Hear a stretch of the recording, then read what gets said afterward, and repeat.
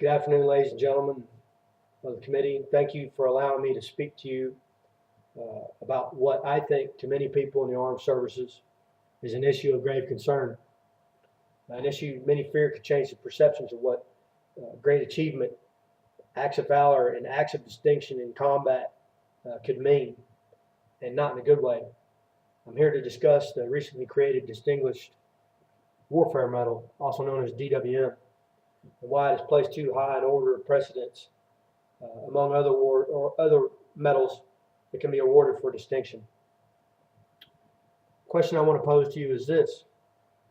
In a combat situation where bullets are flying and people are dying, is it fair that someone who may have made a big impact, great impact on the combat operations, but was not physically present when the action took place, be given a higher distinction than the personnel that may have actually been there, trading fire with the enemy and risking life and limb to do so?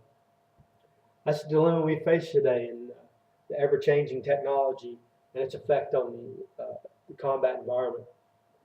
As I speak to you today, the really recently created DWM sits in order of precedence with all other military awards ahead of both the Bronze Star and the Purple Heart. And I believe this is a great injustice, and I'll explain why. First, let me read to you the criteria of this new medal. Per a DoD memorandum signed by the Secretary of Defense, the DWM is awarded by the Secretary of Defense to members of the U.S. Armed Forces who distinguished themselves on or after September 11, 2001 by extraordinary achievement, not involving valor, but directly impacting through any domain, combat operations, or other military operations, including Title 10 United States Code, support of non-Title 10 operations, and operations authorized and approved by executive order. It goes further. The bottom line is the medal is specifically designed for individuals who directly impact combat operations, but who may be hundreds, if not thousands of miles away from the combat zone. Now I've given you a little bit of background on this newly created medal. Let me give you some background on the two medals that it outranks now. First, I'm going to speak to you about the Bronze Star. And it was created by Executive Order 9419 on February 4th, 1944. It was subsequently amended in 1969 and 2003.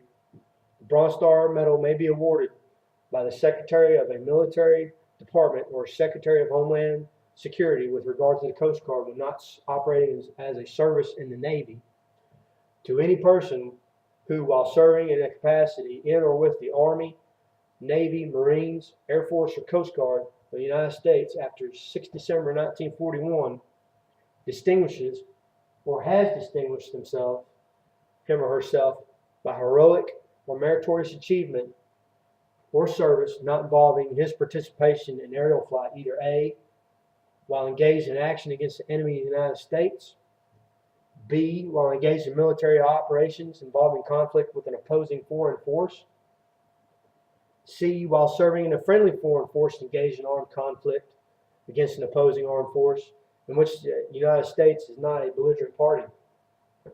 We can see by the criteria set forth there that the Bronze Star, while it can be awarded for non-combat achievements, it has historically been awarded for acts of valor during combat.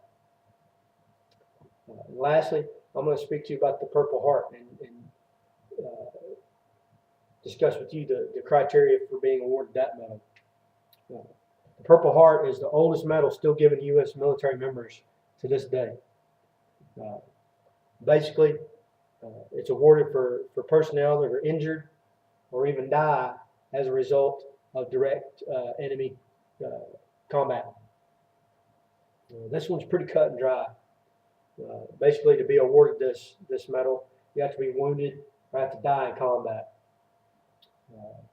In closing, ladies and gentlemen of the committee, the question I put forth to you is this. What kind of message are we sending to the men and women that we send into harm's way? Is that message going to be that we value the actions of a person far removed from the combat zone in higher regard uh, than those who actually put their lives at risk? Surely we as a nation and a military are better than that. Thank you.